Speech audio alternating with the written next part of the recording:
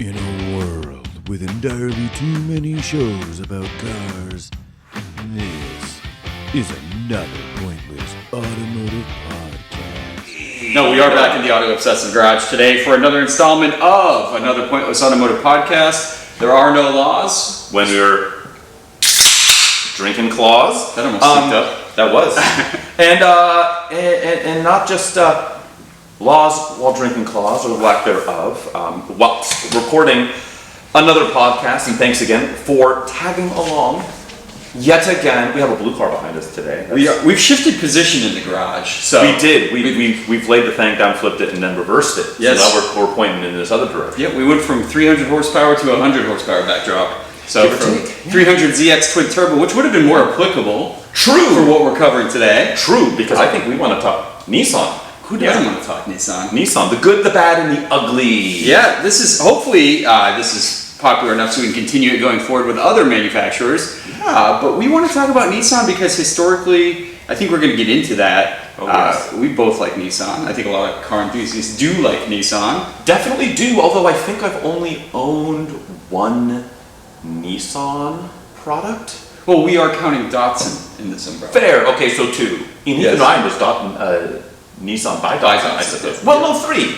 I have three. Okay, see, here we go. Look, your numbers are more up, I'm already yeah. finding. This guy's already Nissans like, I in my- owned a ton of them. Exactly, 12. I've had 12. But yeah, I want to cover today the good, like you said, the good, the bad, and the ugly, about Nissan overall, in their Yes. history, what they mean to us through the eyes of enthusiast car people. Mm-hmm. We don't want to get too much caught up in like the Gomes scandal and smuggling people out of the country in audio equipment boxes. That is such a fun story. It's such a fun story. It's such a fun story. It's been beaten to death. Not literally, that we know of. I mean, could there be... It was pretty close. But could he actually be dead, and now there's just like this like pretend one, you know, kind of like the old Paul's dead Beatles situation, Could where there's be. like a zombie robot lizard person. Or could be Carlos like, Goshen. or like the Wizard of Oz, like the audio equipment box still talks. Exactly. I'm still in charge. Pay no attention to the Carlos behind the mirror. Stop building the behind GTR. Yes. Interesting. So no, yeah, we'll probably. I mean, that's a footnote in history. Yes. That we'll leave for another day, perhaps. But we've got some good stuff. I know I hashed out some good notes. And speaking of good, what do you think about starting in a positive light, my friend? Oh, we can do that. Yes, the highlights, the good Nissan motor vehicles, or Datsun. We can throw back to Datsun. And yeah, if we miss anything, guys, comment below. Like if we're missing any key points of Nissan overall, there's a good chance we're gonna miss some good stuff. Because there is a lot of it. Like you could say that some of the highlights of Nissan and Datsun over the years have been some of the most transformative products ever made in the automotive industry. Huge, yeah. The original Z car. That's right where I started on mine too. It's kind of where you have to start, right? Yep. Just because that car was so revolutionary in a lot of ways. Not revolutionary in like pushing the boundaries of technology, Right. or styling or whatever, but taking a lot of cues and a lot of technological things of its day and packaging it in a way that's both attractive and affordable was kind of what and truly sporting. Yes, because that's it, right? Because at the time, Japanese cars were the economy-minded, cheap alternative. These cheap, small, not performance-oriented cars. Right. And you had a few notable exceptions, but like Few and far between. you can say the 2000 GT was a more transformative and revolutionary car for the Japanese way too auto, low. but it was so obscenely expensive. Now it's even more It's like the Halo car. Right. Master Chief Edition. Correct. Yeah. And so exactly. Where's the? I was gonna say. I got That's the backdrop of the ring. The Halo car. Well, this was like the everyman's kind of sports car, but I think that's what made it great was that it was affordable. It's exactly what it was. It was the first affordable. It was really the first affordable Japanese sports car for sale here in our market. To the masses. Well, I would say probably technically another Nissan product, you had the Fairlady convertible cars, right? So you had the Datsun 1600 2000. Yeah, very different car. The Roadster. Yeah, but that was more your traditional sports car, right? Of that era, because we're talking the 60s, and so you had your Triumph Spitfires and your MGAs and MGBs, and but you had really your TR4s and stuff. Yeah, against American muscle. That's correct. But that's where the 240 when the 240 came.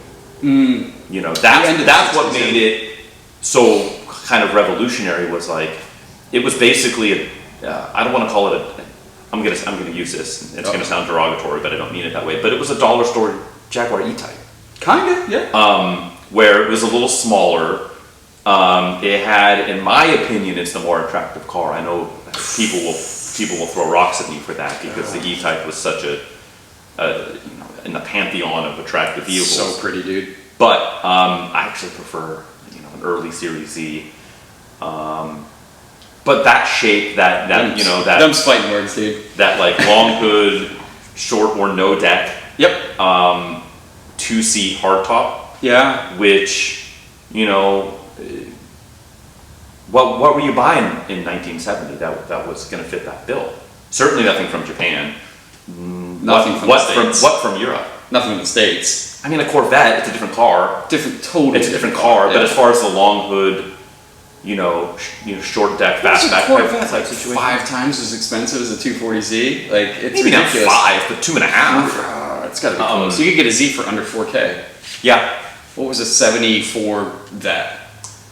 I don't know. 74 Vet is a bad animal. Well, the better reason for the 240Z to thrive, right? Sure. Like, resting on laurels and having this new car. But that car, it looked great. It was affordable. Not that anyone really knew at the time, but it was reliable. It could take punishment. It handled pretty decently, certainly for its day. And it was like, it was almost the thinking man's Corvette at the time. Yeah, and I didn't want to just focus purely on the 240Z at this time. I wanted to say that was like the seminal moment of that lineage, which is incredible. So yeah, that's what I wanted to say is Z cars, like it started with the 240Z, it definitely moved on. The subsequent generations were good too. We had some pretty awesome models in between. We started playing with the turbos, we know where that went. Yeah. And then the 300ZX twin turbo was like a milestone because it was like a supercar performance car for not that much money. Footnote. Yes. Pineapple White Claw. I just had my first little taster sipper. I've never had the It's pretty good before. Good. Nice. I'm on board. I'm not Mr. White Claw generally, but it just felt right. These are refreshing. Yeah, I got a mango one. I can't complain. Oh, yeah, mango madness. Yeah. Anyways, I had Thai food last night, some mango sticky rice, so I'm keeping the theme alive. Oh, there you go. So you're gonna have like a mango flavored ring sting later on this evening. Oh yeah. There you go. It's a flavor country down there. That's right. But yeah, so the 300ZX twin turbo, one of the icons I think from like that era of like the Japanese performance sports cars. Yeah. It's well known for that, and then it continued. Let's not lie. The 2000s had a little bit of the mid 2000s especially had a little bit of a downturn in like enthusiast vehicles. A lot of automakers were just making economy-minded cars, and here's Nissan again dropping the 350Z. 350Z is cool. Pretty shocking looking car when it came out. I remember being like, "What is this Nissan?" I know, with those like crazy taillights and just like the rounded, everything about the car. But I think it's held up. I think it's held up extremely well. It's held up. For a while, it got kind of passé. Sure. But it didn't last long. Like, it's held up well. I think that's the sign of a good sports car, where it can fade into like when it hits its bottom of its depreciation curve, which it has. They're not going back down again. No, they've kind of taken the same route that the Miata and E30 has, as far as like they got so cheap that they started getting scooped up by people turning them into track cars or drift missiles or drift bargains. Yeah, and so, but then you start getting like the S13 effect, where another Nissan product, where they're getting so sought after for that, it ends up bringing the prices back up a little bit, and then so many of them get just absolutely destroyed that the prices aren't going to the bottom's not going to fall out of that market. It's had the dead cat bounce. Sure, and we gotta pay attention to the fact that this did it with 10 years less on the market than those cars you mentioned, right? Like, this came out the original Z. the original Z was a cheap car for a long time. Right, but the 350Z came out in what, 2002, and then it really just went down for a little bit, and then it came right back up. Yeah. So like that, it's celebrating a good sports car, and like now, if you want to find like a clean 350Z manual, it's a challenge.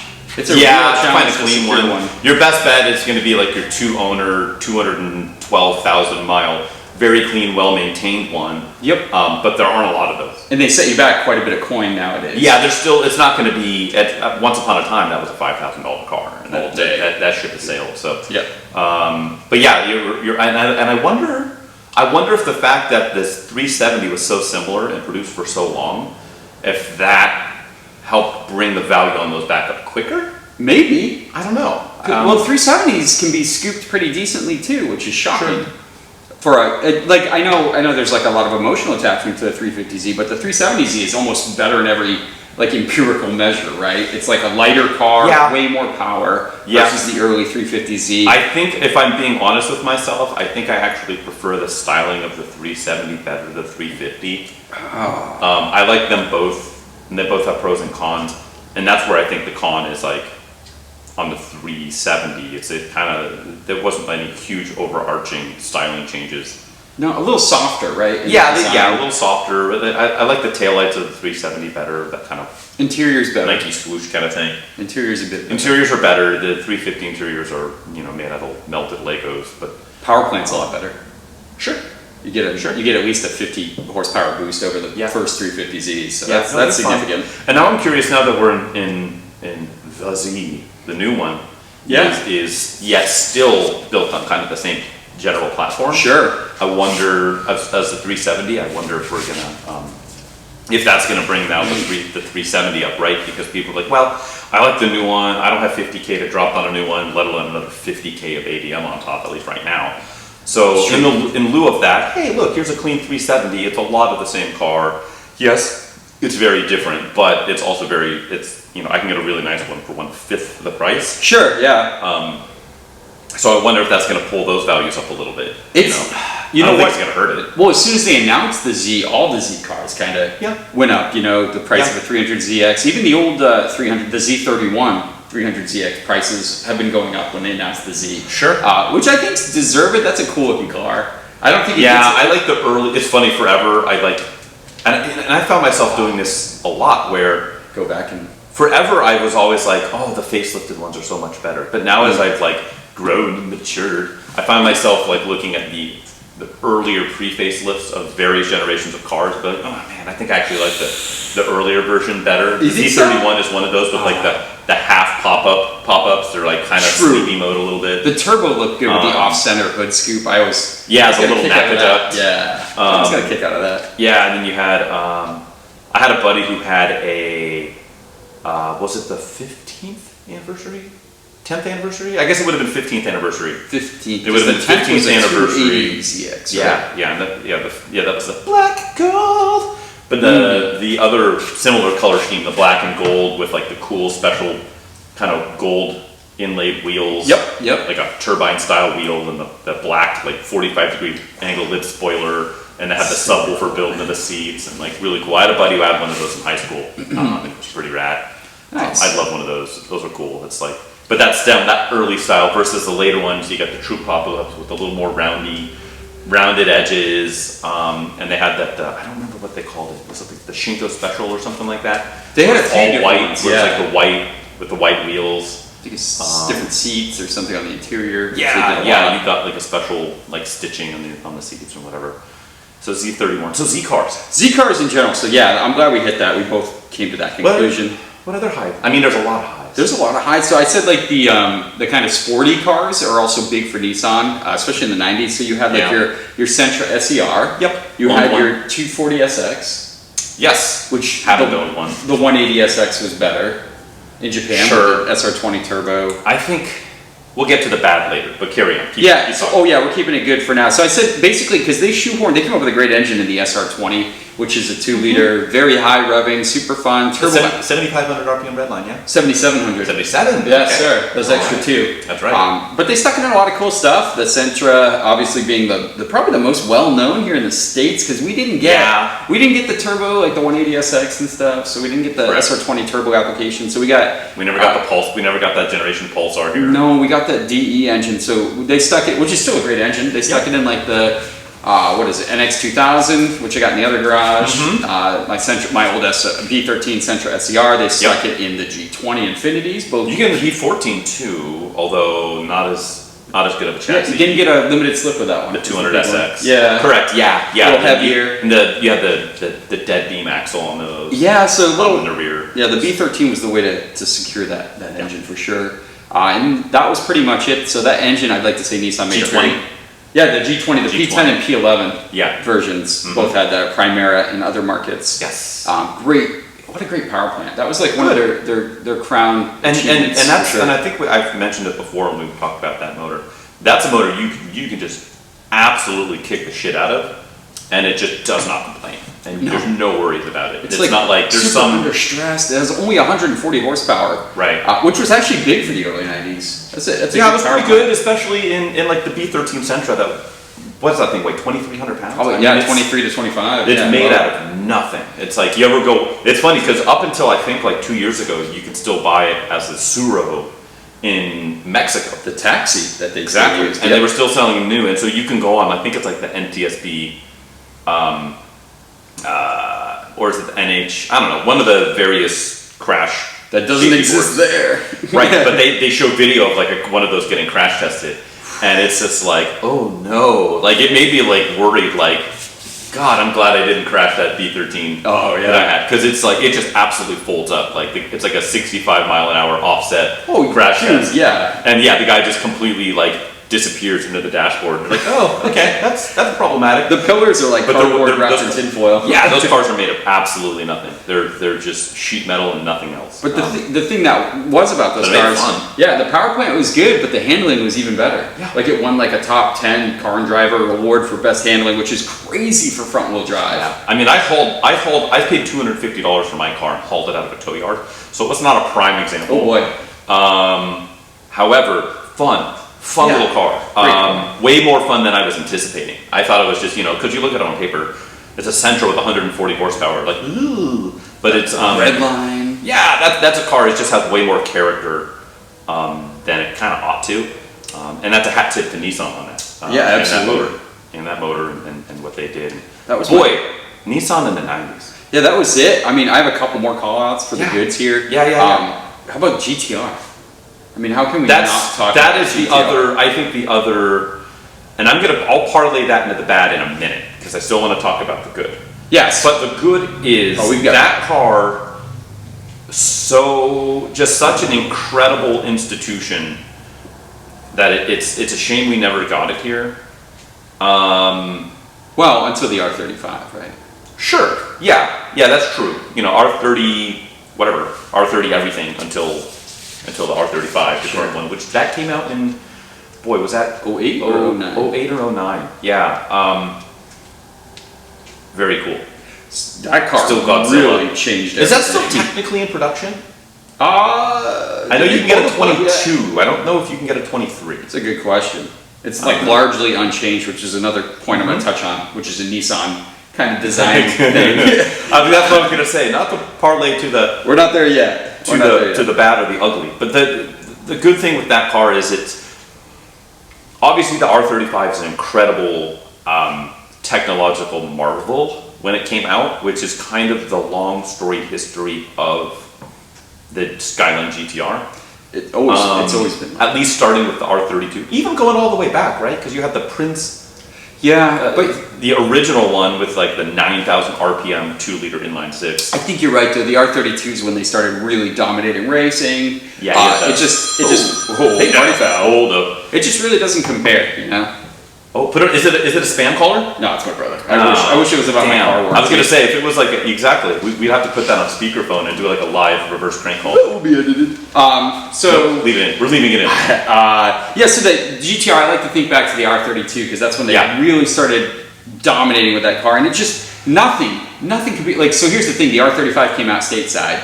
Turbo Porsche owners were like, "Oh, what is this Nissan?" Yeah. And it really sent a lot of automakers back to the design board and saying, like, Sure. look what they're doing with their car.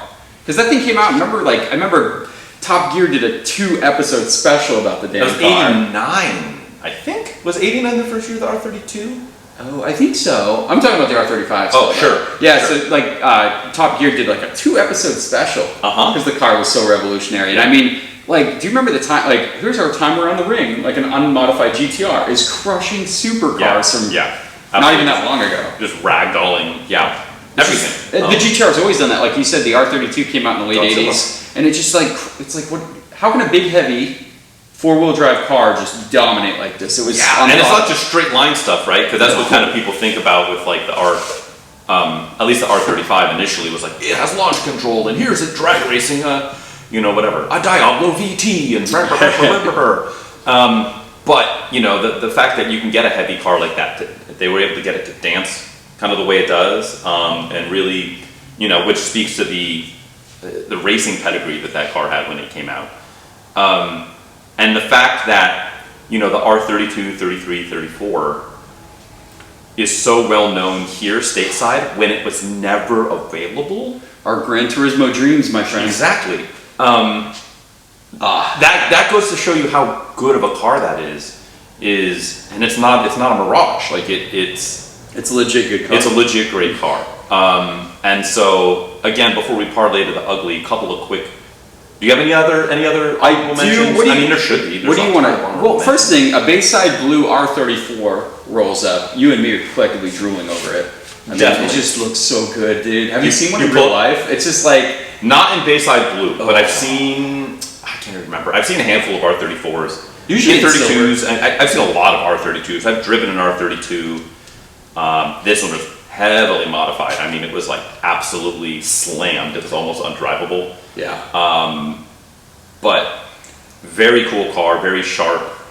But yeah, those R34s. I mean, it's just when you see one in real life like that, Bayside Blue really it's almost passé to be like it's such a great car, but it is like it truly is, and it's just so cool. Like everything from the taillights, the fender flares, it's like more muscular than all the other GTRs. They just really nailed it with that design. It's interesting. That's a car that I always wonder if we had gotten that here. Let's say we never got. Let's say the Z car here in North America died at the end of the Z31. Okay. And we got the R32, R33, R34 instead. I don't think it would have competed. Well, I mean, in the market. I don't know, because if it's sitting up against, and if they only sold it the GTR version and not the sedan and other versions, they never could. I don't think they could ever hit emissions. So if they probably would have had to neuter a little bit. Well, sure, but I'm saying like let's say they did, and it was now able to. It was playing in the same end of the pool with the Supra and the 3000 GT, and FDRX7. I think it was more like an NSX though. I think the prices were insane. Yeah, I mean maybe it would have been $50,000 car.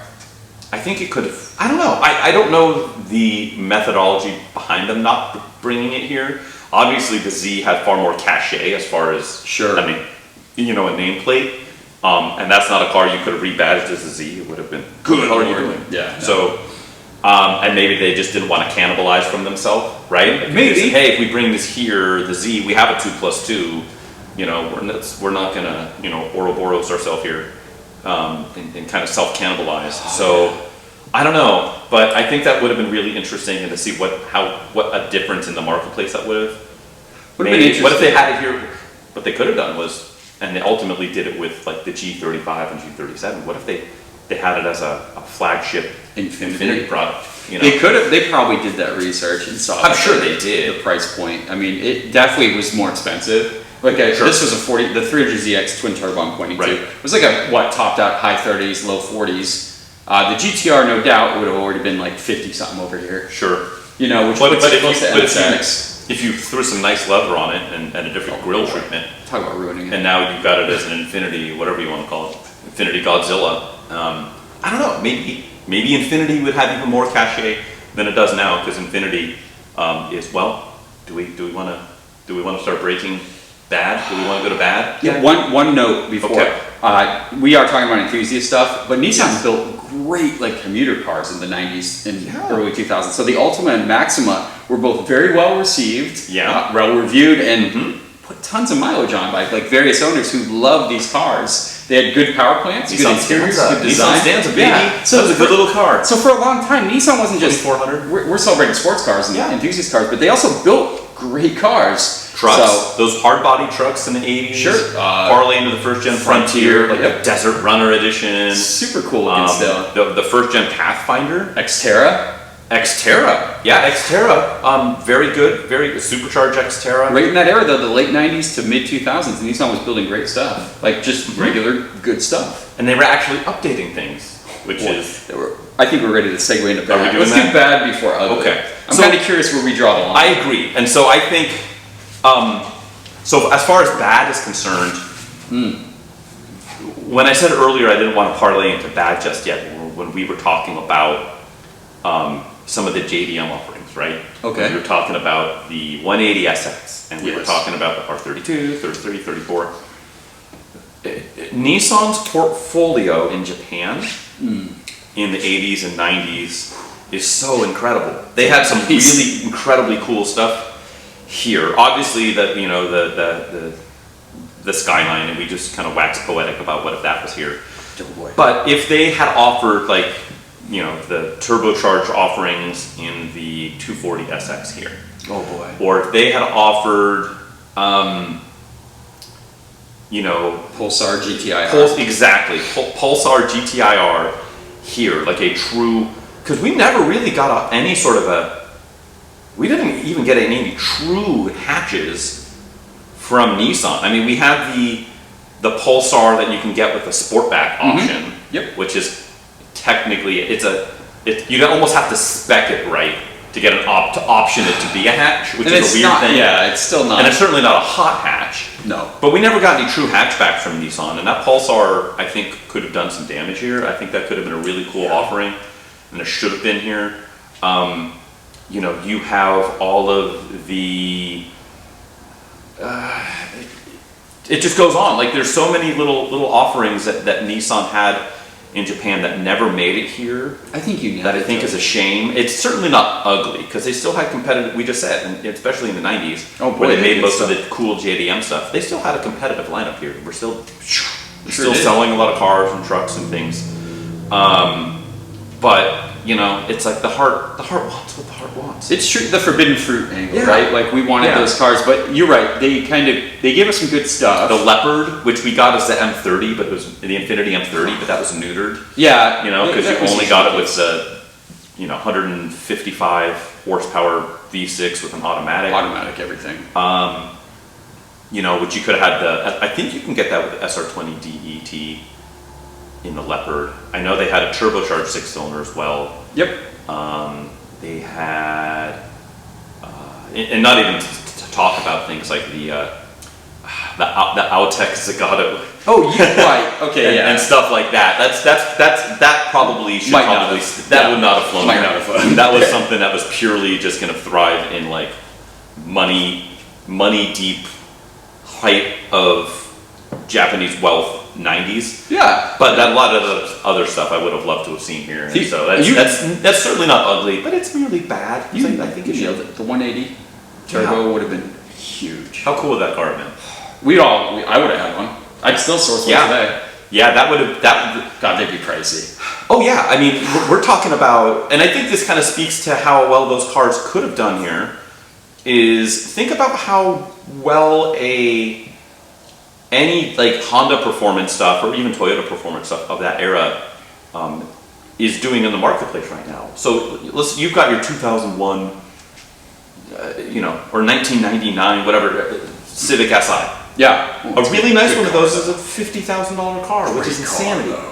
And so can you imagine if you had that same really nice 180 SX, or whatever they wanted to call it, 240 SX Turbo, even though it wasn't a 2.4 liter.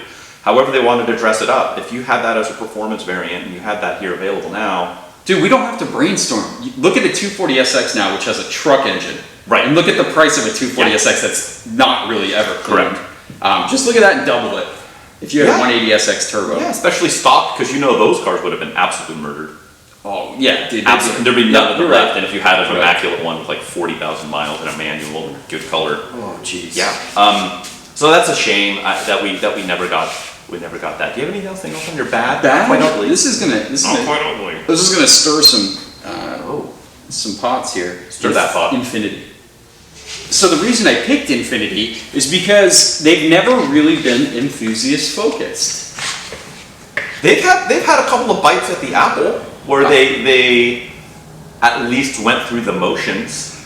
Somewhat, but they've always been destroyed by their competition. Whether it be BMW, Lexus, all the other. Yeah, I would say there was a moment in time where, if we're talking pure quote-unquote driving excitement, say the early 2000s, that I think they beat Lexus and they beat Acura. Not maybe for driving excitement, maybe. NSX aside, which at that big time, aside. yeah, but at that time they were how many? I mean, in say 2003, 2004, how many NSXs were they selling? Very few. Like 1,000, maybe probably not even. I bet you they were not selling under 1,000 a year. Yeah, but the And RSX Type S. Sure, but you had the G35 coupe and sedan that you can get with a manual. Those are my only two Infinity call-outs. Is the G35 with the performance pack, the Brembos and the manual, and the G20. And they all of them. Yeah, G20. Right? G20 Yeah, manual, I was gonna whether say the G10 or G20. T11. Yeah, with the limited slip is all that stands for, touring package. But that's it. I'm gonna say also, like, just because we're not just purely talking about sports car applications here. Sure. Let me name three brands for you: Lexus, Listen, yep. Acura, Infinity.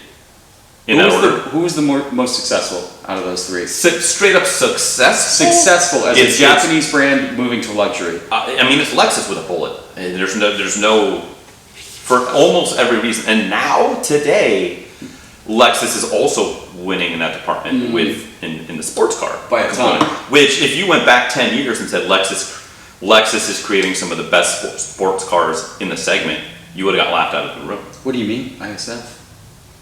That would have been the one, right? Because that would have been ISF came out what year? 2010? Was it? No, 2008. Was it 8? I think you're right. Okay. Yep. And you had the IS350. Sure, automatic only. But yeah. All these cars, right? Yeah. None of these guys are putting out good manuals. Right. Definitely not Infinity. I was gonna say Infinity's only two manuals were the G35 and G20, right? Yeah, but I mean, like, think about how. Let's just say in the year 2000. In the year 2000. You had, like, if you were to look at how staid Lexus was, even in comparison to the other two. But now the script is completely flipped. But as a successful brand venture, going into luxury, I would place Infinity far behind, definitely Lexus and behind Acura overall. Yeah, it's like you have first, second, and sixth. Yeah, or 20th. Yeah, it's so that's bad. I thought that was bad. Don't get me wrong, Infinity makes some fine stuff. You know, they really do. But just compared to their competitors, it just doesn't line up. And it's just funny. It's just like, boy, how was that cheeseburger? You were really hungry. It's fine. Yeah. That's not the sign of a good cheeseburger. Not at all. That's like I didn't starve today. Yeah, exactly. I was really hungry, so I ate it. You know, I went in and I couldn't get a Lexus, because they were putting 15,000 ADM on top of it. So I went to Infinity and I got one for $7,000 under sticker because the technology is outdated and it's boring looking and nobody knows what it is, and it's called a Q something. Like the naming convention. Yeah, dude, don't even get me going on that. It's outrageously terrible. I did put Infinity as a bad mark overall because they just couldn't do it. They couldn't do what Toyota and Honda could do, and being one of the top 3 Japanese automakers, I expected more.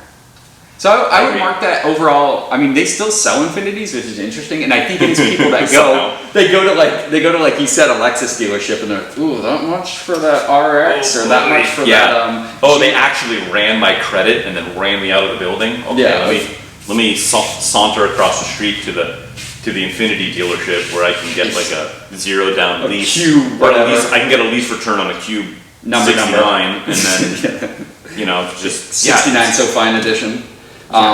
Red Sport, whatever. Don't get me wrong, I'm not trying to badmouth. I think Lexus is the market leader for a reason. Let's be completely honest with that. And if you Toyota look at Lexus is just. Well, I think that's the difference, right? Is if you look at the amount of money, say over the last 15 years, that Infiniti has had to play with, that Nissan has had to play with in all aspects to put into the Infiniti nameplate. Sure. It's been for every dollar. It's been so you've got Toyota. For every dollar that Toyota has been able to put in to the Lexus brand, you have Nissan probably being able to afford to put in 3 cents into the Infiniti brand. And so those chickens have really come to roost now, because you have out of Lexus right now, let's just say right now, you have arguably the greatest naturally aspirated V8 that's been on sale for the past 10 years. Only automaker really rocking that formula. Sure, absolutely. Yeah. You have go figure. You have their own internal transmission, that 8-speed. I think it's an 8-speed, 8 or 10. I'll just call it an 8. That when it came out, people were like, "Oh, it's not quite as quick as a dual clutch, and it's not quite as snappy, but it's still very good." And now the market, a lot of it is going back towards that style of technology and away from the dual clutch in a lot of applications. You have some of the prettiest cars on the market. The LC500 will always be a good-looking car. It's gorgeous. They might not sell a lot of them because it's a full-size luxury touring coupe, which there's like a dozen people annually. But you can get a big honking V8 in there. Exactly. It sounds good. It looks good. There's a convertible version. Let's not skip over interior. Lexus and that's the other thing is the absolute level of class in those interiors. Thank you very much. Everything, yeah. Like Bird's Eye, like the frozen food brand. It's so gorgeous. Oh yeah, the frozen exactly. Foods. Yeah, there's just exactly vegetable medley. Exactly. Be still my heart. Yeah, they just like encase frozen vegetables in epoxy and then like have it as inlays. How cool would that be? Like in emergency, you break it and you can eat them. Exactly. Oh yeah, you're eating like probably. It's crashed my LC500. The sun has made it like leach all this chemicals. I digress. So yeah, and I know that's all because of and let alone a Halo car like something like the LFA, where they lost significant money on every one of those they sold, and they sold them for what a dream machine though, dude. Exactly. And so Toyota has been able to truly make that a viable brand because they've done the legwork and they've sunk the capital into it. Yep.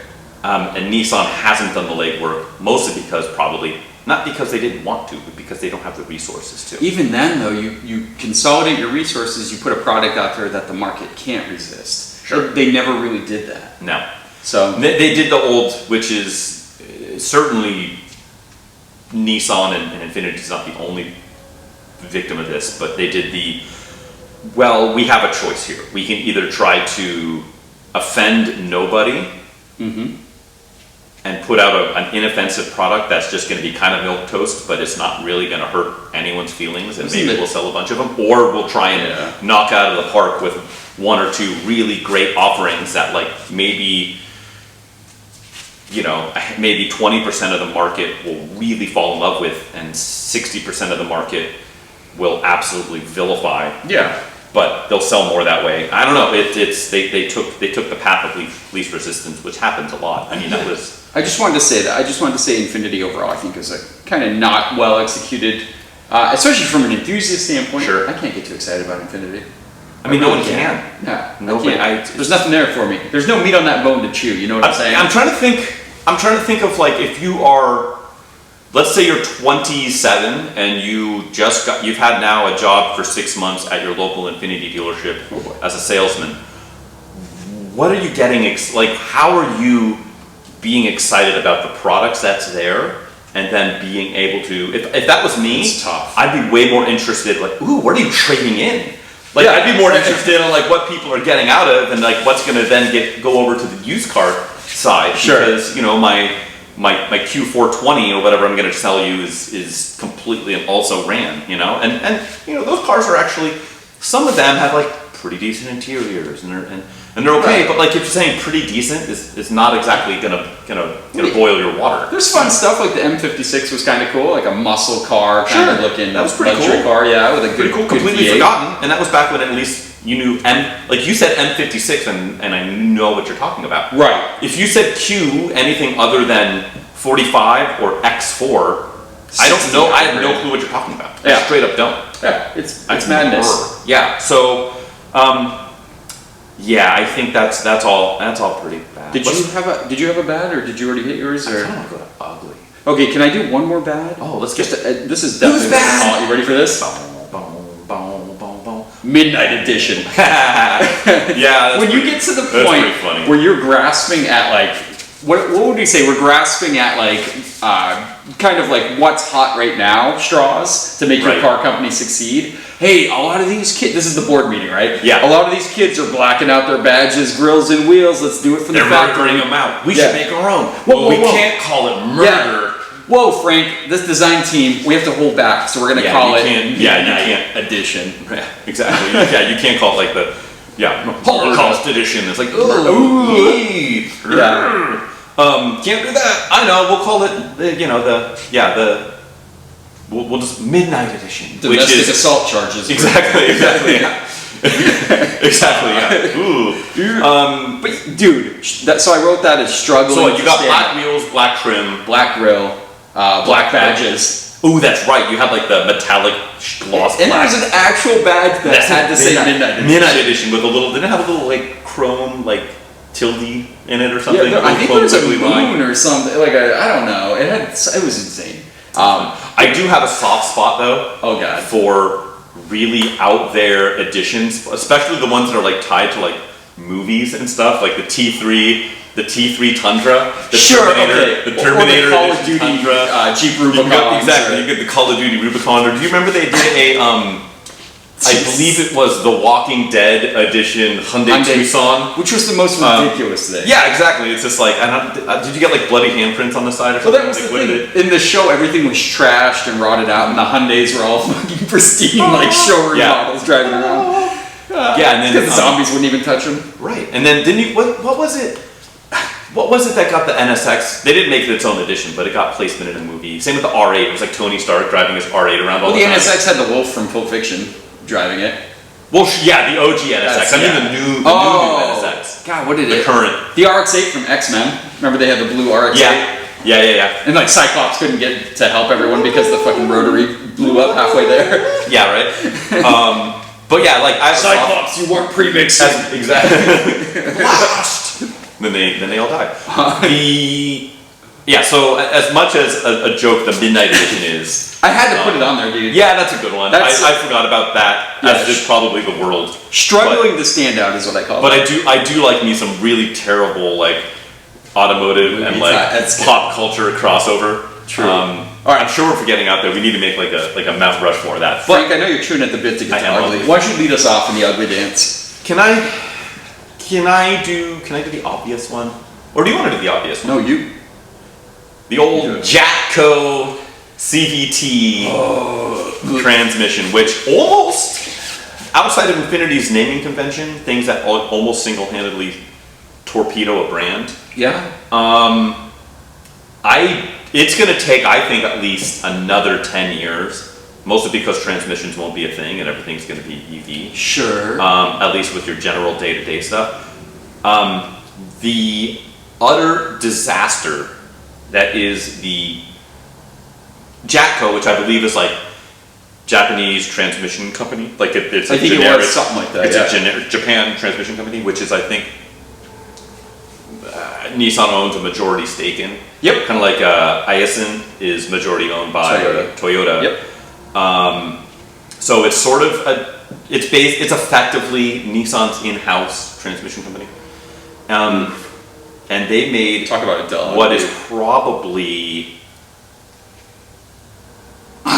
the least, the worst performing and least reliable transmission ever produced.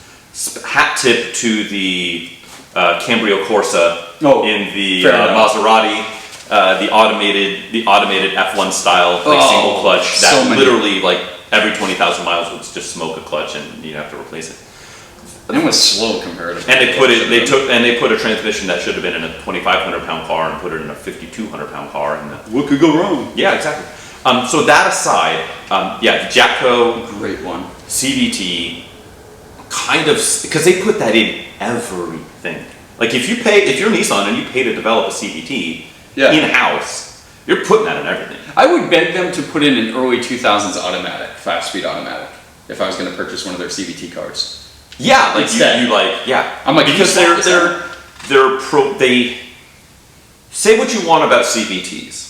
Most people that are buying the room got silent, right? Especially this room. Exactly. But with regards to how they feel and how they perform, yes, if they do their job correctly, they're buzzy and annoying, but you should get superior fuel economy. Yes. It should be quote unquote smoother, for better or for worse. In a world. But if you're generally, hi, I'm Bob and I'm buying an X Ultima rental. Yep. For 20% less than what a used Camry or Accord is going to be. Mm-hmm. And it's inoffensive beige over inoffensive beige. You're not going to care about like, oh, the CVT, whatever. No. You're going to want it to work. Yeah. And all the time. And that's not what they did. They single-handedly were so unreliable that they absolutely knocked the Nissan back. Not even financially, because if you have to warranty all that, you are making a bad financial situation, which is kind of what Nissan was in, and you make it.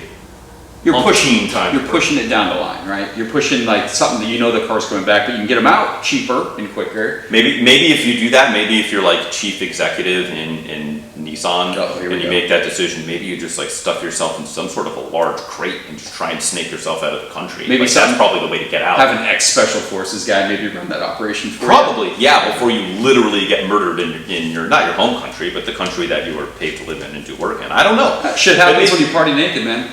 That is, especially with your Jatco transmission. Oh boy. So I know we're up against time here. I did want to get an ugly, obvious one out there. Okay. Innovation. How about the word innovation, Nissan? Wait, what was their tag for a minute? It wasn't innovation. It was just like they had that weird heartbeat sound, and then they would talk about like driving excitement, or something to forward, driving innovation. No one should be able to use that innovation that excites. That's right. That's what it was. How dare they take a Pontiac word? How dare they? So innovation, the 370Z remained the 370Z throughout its lifespan with little to no evolution. Right, GTR. Nothing happened. R35? Yeah, same deal. Yeah. They've made some changes in that. My understanding is a new one now drives a lot better than a... Yeah, of course. There's 12 years ago. There's tweaks, but the market critique was like, that was their sports car, the 370Z, and it literally stayed the same through its lifespan. So it's like, why go buy a new $45,000 370Z when you can buy a $12,000 370Z? Sure. Right? Wear and tear, but if you're going to beat the snot out of it, you care. No, it's a feature. Slightly better infotainment. Yeah. I mean, I think that was one of the biggest things, the biggest strikes against Nissan as a company. I know they were having financial struggles, but the argument could be made, like, what bled into what more? Was it their lack of innovation? I know one thing that bled into one thing, that is coolant bleeding into your transmission fluid on your Nissan truck. Sure. Because the oil cooler for the transmission runs through the radiator and fails, and then every one of those has a blasted transmission. Absolutely. So yeah, that's one thing that bled into another. That's one thing, but this also bled into this is probably the fact they didn't evolve their vehicle lineup. Yes. They fell way behind, so the competition evolved. Think how much Honda Accords changed from the lifespan of when the Ultima was probably popular. The Ultima was probably at its peak in the early to mid 2000s. Yeah, that 2003 model year, I believe. Really nice with the Altezza taillights. Yeah, or the 3.5. You get the 3.5 SE and the SER edition. You got that was cool with a manual. That's the other rare manual that we can call out. But how much did the Honda Accord change during that period? It had 4 facelifts during that period. Sometimes they put the handles on upside down. Sometimes they don't. Yeah. Sometimes you win the lottery. Sometimes you lose it. Mostly you lose it. Right. But no one else moved, and they just kind of stayed the same. So I think that was one of the biggest bullets in their head at the end of the day. And then I know we are getting tight on time, but just one other real quick to that same front. You mentioned Ultima. I would say one of the ugliest things about Nissan is stereotypical Ultima driver. Yeah, dude. Stereotypical Ultima driver has significant prior body damage as it's cruising around the freeway. Sure. Driving aggressively. 110 miles an hour for no reason. Tags 2 years out. Yep. An unrestrained child climbing around the rear package tray. You know, and that's Throwing garbage out the window. right. And Yeah. so not to go full, you know, try to disparage a demographic. But I think that's what happens is when you become like kind of the low cost leader, so to Yeah. speak, because you haven't done that innovation that you were talking about, Yeah. and your You pay how product much? isn't as desirable, and so you get to sell it for under market instead of over market like everyone else. You mean like guy that bought new base Ultima comes in and goes, "You paid how much for your Honda Civic?" Right, exactly. 6 months later.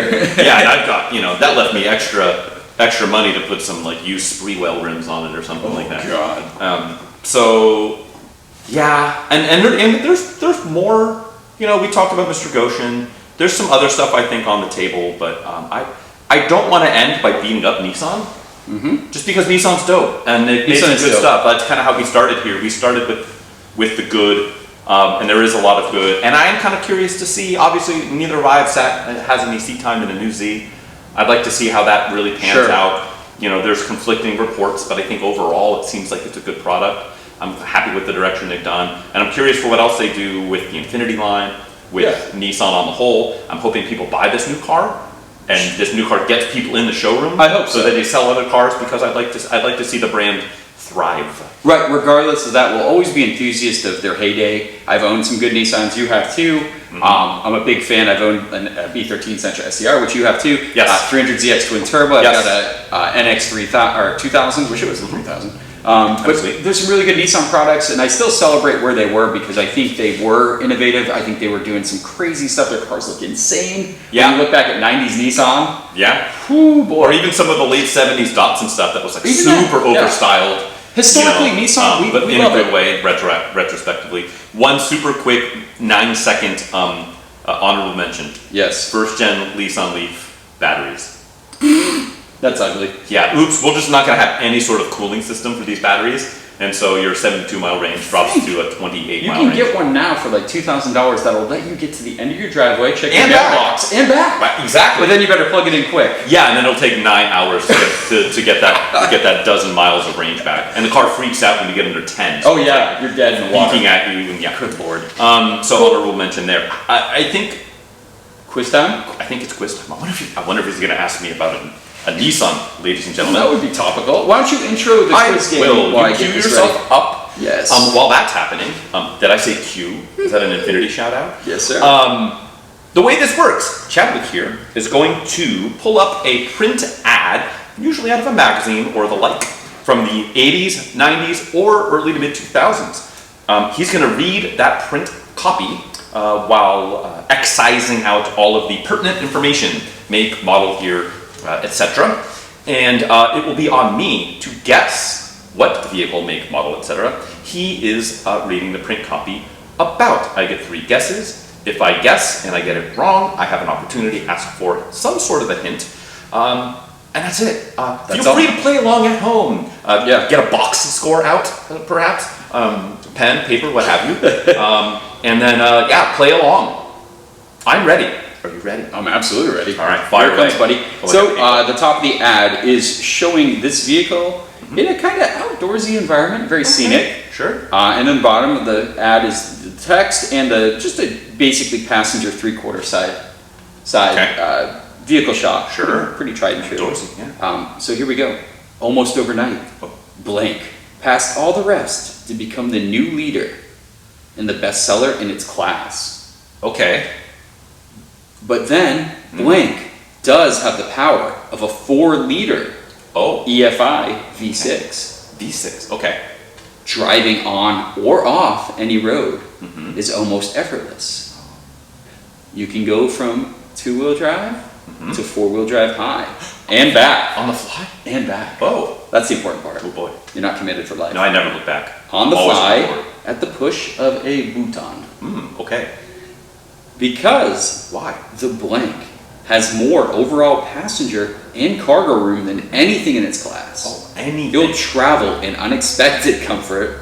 That's kind of misleading. The long I list- expected this to be dog shit, but boy, this is mediocre. the long, Unexpected. yeah, right. Well, it subverted my expectations. The long list of amenities and features lets you personalize this unique environment. Okay. discovered Blank's newest winner. You'll understand why it got to the top so quickly. Frank, what are we talking about today? Boy, not a lot to go on. Very outdoorsy. Yes. It touts itself being able to go outdoors and shift on the fly. 4-liter V6. Kind of narrowing. That narrows it down extremely. I thought about omitting that, but... Well, then I would have had absolutely nothing to play with. Okay, so 4-liter V6 makes me think that we are staying on topic with a Nissan product, which would have been not the first gen Xterra, but the second gen Xterra came with a 4-liter. It's like a punched out version of the VQ35 or VQ40. VQ40DE, if I remember correctly. I think there's like a ZE or something else in there, but I don't know. So we had Nissan, right? We have nothing from this era from Toyota. Because Toyota has a 4-liter, but they got it later. This was still the 3. Well, shoot. When did they get the 4-liter? I suppose it could be because the 3.4 in the Tacoma and the 4Runner, that died out in 2002 in the 4Runner. This sounds more like an SUV to me because they're talking about like cargo space and not like bed space. So I feel like this is not something with a pickup bed on it. More overall passenger Yes. and cargo room Got it. Passenger and cargo room. than anything in its class. Kind of. So it could be like a 4-door Frontier or something like that because they're touting about passengers, right? But the Tacoma that went to 04 was a 3.4. 2004, you got the 4-liter. That's right about where we're at the end of the early to mid 2000s. That's right about the end of it. I can't think of any 4-liter V6s earlier than that era. GM stuff, 3800, even Ford stuff, you have 3800. I don't think they ever made a 4. Well, GM, you had the 4.3, but different. Toyota, you had the 4.0, straight up starting in like 2003 in the 4Runner, 2005 in the Tacoma. You had the Frontier, the Xterra, the Pathfinder.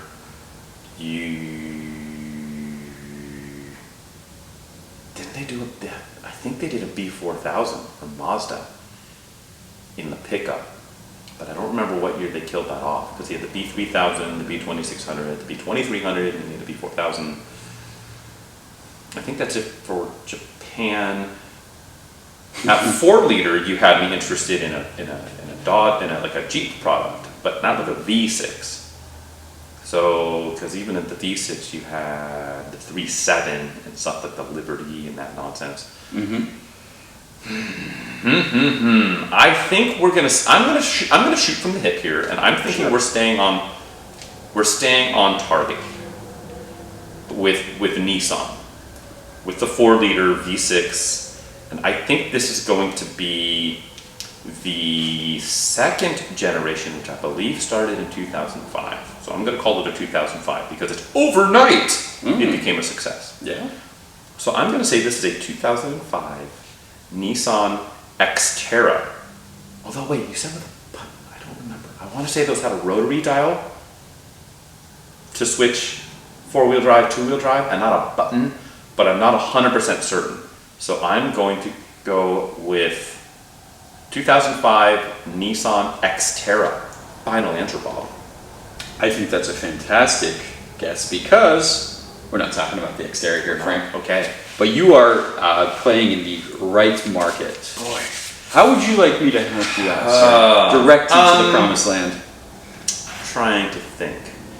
I'm in the right market. Am I in the correct era? Within, I said 2005. Within 2 years of either direction.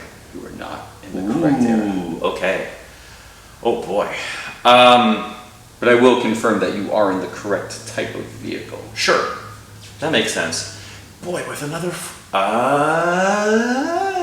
You know what? I've been kind of whitewashing Europe. Well, not hard to do. There's a lot of white people. There's a lot. But been doing it for hundreds of years. I believe there's maybe an Anglo answer here on the table. But it's tough because I know a lot of times it's called a 3.9 and sometimes it's called a 4.0. Okay. With the Rover. Well, no, you said V6 because the Rover is the V8. Scratch that. 4-liter V6. 4-liter V6. I can't emphasize that statement enough because it also indicates that this vehicle sold very, very well. It was very popular, friends. I mean, very popular. Oh, you know what? When I was talking all this 3800 talk, that does flip the script quite a bit because I completely forgot about the much maligned Ford single overhead cam V6, the 4-liter, which I don't know that it strictly debuted in the Explorer, but the Ford Explorer was straight up an overnight success and truly was a bestseller in its class. And in that era, you know, a shout out back to the B4000 that I mentioned earlier, that's that same motor. They put that motor in stuff for a long time. But I think that's it. I'm going to go, the Ranger. I'm going to go 1990, let's say 1993, 92. We'll give it a cushion. 1992, first gen Ford Explorer, final answer, Bob. I'm glad I could help you out with the additional emphasis on that statement. Yes. Because almost overnight, Explorer passed all the rest Yes. to become the new leader as the bestseller in its class. Yeah. What was your other give it away hint? You said you had my other give it away hint would have been give it away now. would have been that this is the fastest climbing new 4x4 in America. An emphasis on America. So that was that part of the right? But I didn't want to give it away. Yeah, no, that's fair. That's completely 4-liter American car. You would have. But that was it. I wanted to stress that because the Explorer was fiercely popular. This was a 91, so you're real close there. Yeah, it's interesting. When it It's came out, interesting oh boy. because I know. Let me see. I want to see this. I imagine. Oh, there we go. I pictured it. Look at the two-tone, baby. Eddie Bauer, baby. Eddie Yes, Bauer sir. edition. See, I pictured it more very similar kind of layout, except where those people are standing. I expected a guy like fly fishing, and there to be like a creek or a lake. Oh yeah. That's what I was picturing in my head. What a great ad. Very similar. What a great vehicle. When this thing came out, the Explorer, like everyone had to have one. Every soccer mom, every family needed to have an Explorer. It was, which is interesting because a lot of people, in a lot of ways, it's kind of is like the seminal, like family-friendly, smaller-ish SUV. Yeah. Right. And that's a lot of people will say no. Think about this or that or whatever. But that car was so you kind of almost had to have been there. To realize how they were genuinely everywhere. Because the OG XJ Cherokee beat it to market. The Grand Wagoneer was bigger.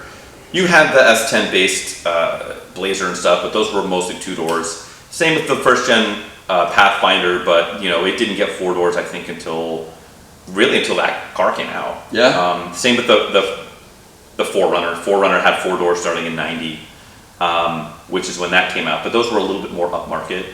It was not as much of a value play as that car was. So these early Explorers also looked really good too. They did. Like they had enough boxy, but had the right modern. name. Had the right name. Had the right style. Had just enough attitude to nice interior. Make options. Dad be like, okay, I feel okay buying this to get the kids to school and back. My buddy had a Sport early mid-90s Sport with a manual. I had a friend who had one too. His was a 96. I would not the hate beginning to of the have second gen. Yeah, I would not black hate to have on one of gray those. leather with a manual.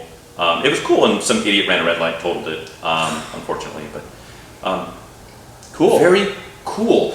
I'd love to buy one day, but in lieu of doing that, and maybe potentially buying other things, what kind of progress are we doing or actively working against? Also, what are you up to? RIP for the Explorer. Most of these early Explorers were taken out by the Cash for Clunkers program. We need like a very special 2-part episode on Cash for Clunkers. I think that deserves its own. I think we've talked about that. You want me to do before, PCP? but I'd like to. You should. I want to witness you do PCP. Let's do some right in PCP front of me. right now. You're going to document it. Ladies and gentlemen, will his heart stop? Let's ask the 8-ball. Without a doubt. Woohoo! Carry on. Sweet release of death today, baby. Quick PCP Mustang GT land. We are still there. Dude, I get everything back together. We're talking new gaskets, new plugs, injectors, back. The injectors are back and cleaned and ready to be installed. Welcome Put it all back back. together. That's a lot of work. Look at the engine bay. Woo, It's gorgeous. It's gorgeous. All back together. Go to start it up. No start, no crank situation, my friend. No click. You even get a click or not? No solenoid click, no starter even thinking it works anymore. Heartbreak, guys. So first thing first, in the diagnostic handbook and common sense handbook.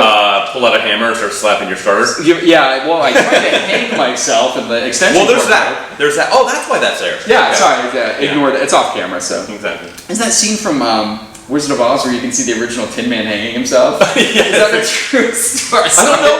I've heard the legend thereof. Although I always thought it was one of the various disenfranchised little people that were on set. The I didn't know it was Lollipop a Tin Guild? Man. Exactly. Is that what it is? The Lollipop Guild, right? Yeah. So you didn't go full 1939 movie set. Yeah, after my at all. unsuccessful suicide attempt, I got back to logically trying to figure the issue here. So Sure. battery, right? You always go to battery when you have a no voltage. crank, no start. Yeah, 14.2. Load tested perfect. Okay. Yeah, no drop, no nothing. There's no weird draw in the vehicle. I went to a sperm bank once and my load did not test perfect. No? Well, that's a good thing sometimes. I suppose. I believe you get carry on. you get a free skeeting pass, is what that's called. That's what they do. Yeah, I ski. think- Okay, Yeah, you get like a wristband. Yeah, right. You have to Exactly. show it. That's a popular wristband. It is. So battery's fine. So that's the first thing you rule out. You know what I did notice before though is the starter solenoid on this vehicle was getting really hot. Ooh, that's not good. Not good at all because that Stuck needs- open? Yeah, that's what I'm thinking. So I got a Motorcraft one we're about to put in and probably test today because I was about to do the ignition timing with a timing light. Hard to and do then- if you can't turn it over. Yeah, you can't if it doesn't Little crank. tough. So that's where I am. Just you know how it is, guys. These things happen. You do a lot of work. Yeah. You know, obviously it wasn't like a crank and no start where I would start Sure. looking at all the fuel and air things I touched, right? Right. But we're not even there. It's going to be. I hope it's going to be this. If not, we can look at like I don't know, clutch safety switch, things like that. Yeah, And maybe keep you have the like a car. disastrously bad ground or something like that. Possibly, but it did start before, and it didn't really touch any grounding wires. So I'm The thinking ground it's does a it solenoid. ground? It grounds to the ground of the block. Does it ground So to the many head? places do this. Yeah, no, it's a Motorcraft part, so we'll see. But yeah, I want to see you do a quick shot of PCP. Join the club, dude. Oh boy, I'm ready and willing to get wet. So I think we talked about it briefly last episode where I finagled the seats out of the 924 Yes. and I dropped them off over at a local upholstery shop, and they were going to put these covers on. So the covers I got from lseat.com, which is like a pseudo, I don't want to call them fly-by-night because they're relatively popular. But I don't know that these seat covers aren't stitched by child labor overseas. I don't Who's that, 8 Ball? know. Oh, let me know. Did Frank purchase some child labor seats at a great price? What's it say? Just straight up yes. So I think it was the air of mystery is There left the goes room. sleeping tonight. Those little hands. I know they're really good at the little, Those hard to reach Those little tears. places. Okay. On the seats. Yeah, So conditions 11. So I got the seat covers. They were $350. Yes. Actual leather replacement seat covers, top, uppers and bottoms. Ooh.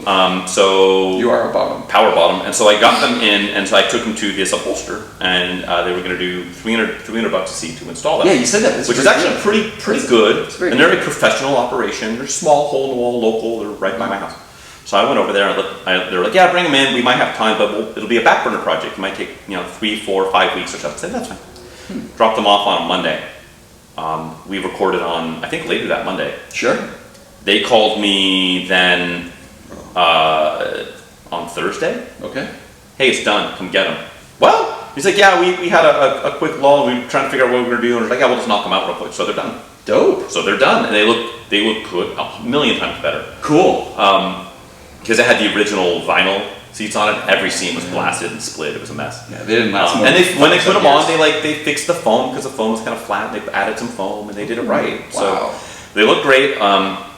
I have them. I started to bolt them in, but then there's fabric on the center console on the side that's starting to fall off. So I re-glued it, and then I just kind of sat them in there. So I'm gonna pull them out and make sure that all my center console stuff is good. Put it all together, and then that's it. And then while the seats were out, I yanked the steering wheel so I can get the cluster. I didn't quite get far enough to get the full cluster out, but I'm gonna get the cluster out, and just make sure that's all good because odometer works and everything, but every once in a while the triple stick.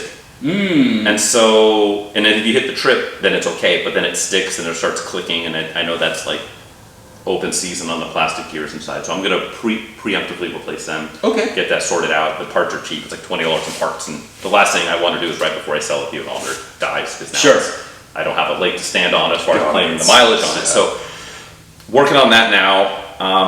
Not bad. Yeah, and that's kind of where I'm at. So Good the seats PCP. ahead of the game. Got the seats done. And That's fantastic. on to the next one, as they say. Sweet. Well, that's probably going to wrap us up today. That does wrap us up. Yeah, unlike what you would have been wrapped up in a body bag if you successfully ended it all because of the Mustang PCP. No start, no crank, no start. Thought about it. Yeah, no life. But yeah, thanks again, guys, for joining us here at the APA podcast. That's right. Definitely Another follow, Pointless Automotive podcast. and please follow us along. Check us out on Spotify or your, I guess, podcast place Podcast of choice. weapon of choice. Yeah, however you want to do your. And your rumor podcast. has it, I don't know this for sure, but rumor has it if you do all like the review on Apple, iTunes and do all that stuff, that actually greatly helps us.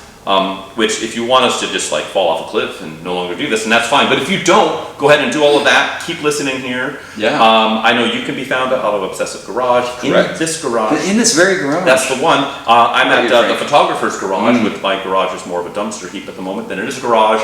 But we appreciate you guys listening in. Please continue to do so. Hop on all the things and play along. Yep. Thanks for stopping by. Take care as always, guys.